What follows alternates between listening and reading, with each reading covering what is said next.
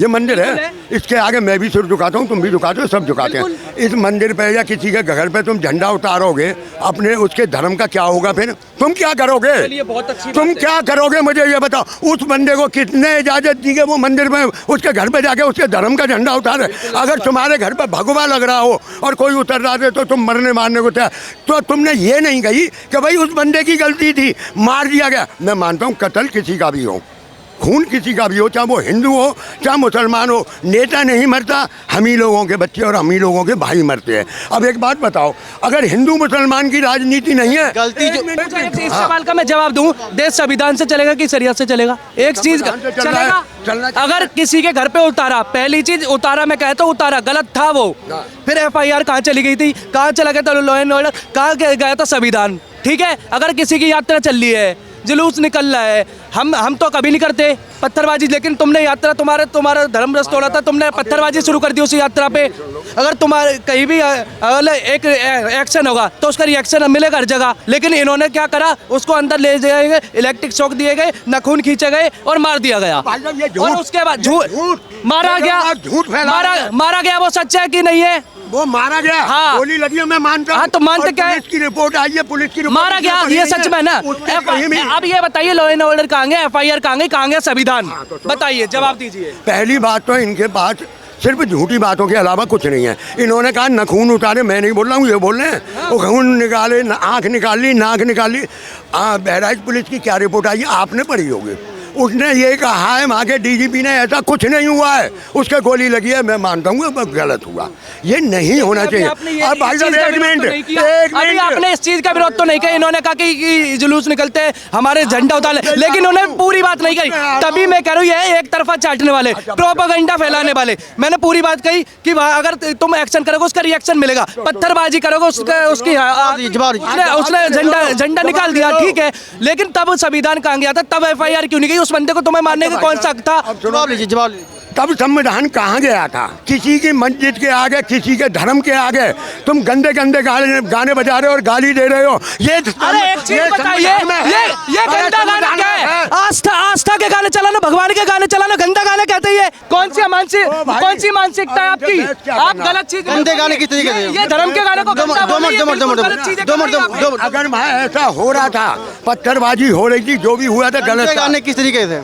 अरे भाई साहब, किसी के धर्म को लेके उंगली उठाना, चाहे कोई भी हो, वो मेरा हो, सिख का हो, ईसाई का हो, किसी का भी धर्म हो, मेरा भाई कोई धर्म नहीं है, मैं इंसान हूँ, समझ गए? पहली बात, मेरे अंदर इंसानियत है, जिसे तकलीफ होगी, ये एक तरफा चाटने वाली बातें हो रही है पूरी। एक तरफा चाटने की बात हुई थी, उन्होंने कहा कि उसको झंडा नहीं हटाना, इन्होंने ये क्यों नहीं कहा कि पत्थरबाजी नहीं होनी चाहिए थी? क्यों पत्थरबाजी हुई? अगर कहीं गाना चल रहा है तो तुम उससे पत्थरबाजी कर रहे हो, ऊपर से उसने कर दिया तो तुम कह रहे हो गलत कर दिया, झंडा उठाना। ये क्यों नहीं बोला कि गलत की पत्थरबाजी हो गई?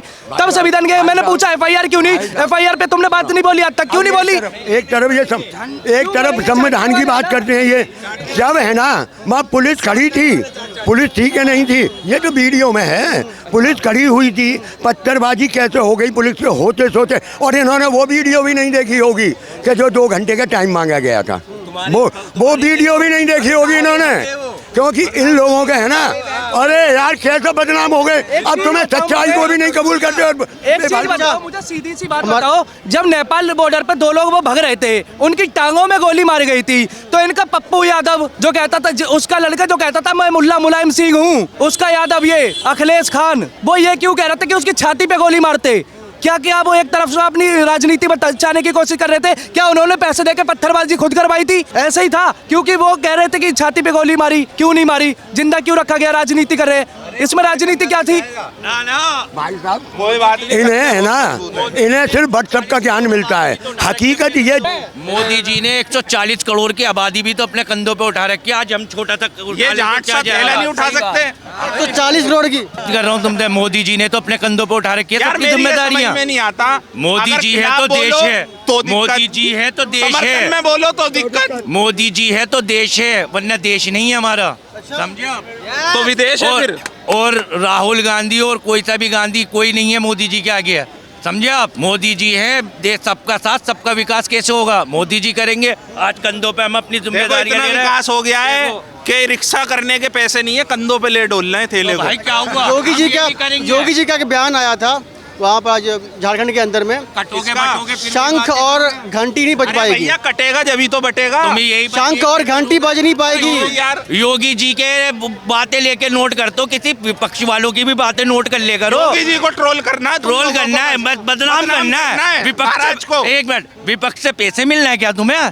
मुझे तो ऐसा लग रहा है विपक्ष वाले पैसे दे रहे हैं तुम्हें भाई। भाई बयान दिया उन्होंने, भाई दे रहे हैं सीएम घुसपैठिए झारखंड के अंदर में आ चुके हैं, भगाना है उनको। हमारे घुसपैठ सीएम किया, यहाँ भी घुसे हुए हैं वो। हमारे सीएम है, वो कुछ भी कह सकते हैं, उनको पूरी छूट है। अगर छूट घुसे है हुए भाई? जब ही तो कह रहे हैं कल वो। को तुम्हें गाली दे दें वो सुन लोगे तुम? भाई भाई हमारे सीएम दे रहा है तो हम सुन लेंगे भाई, अरे चुपचाप तुम तो भाई बड़े बेशरम है फिर तो भाई ये। बेशर्मी सही सब लोग। चलो भाई बेशर्मी भाई सही। क्या कहना